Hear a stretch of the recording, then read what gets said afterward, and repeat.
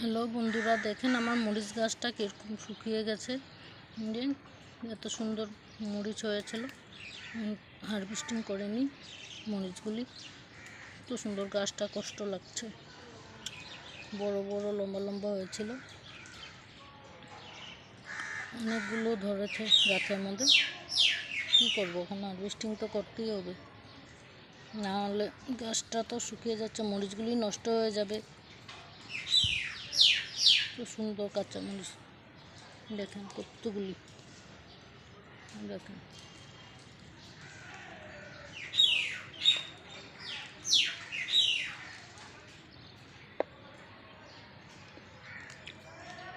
তুলে ফেলি।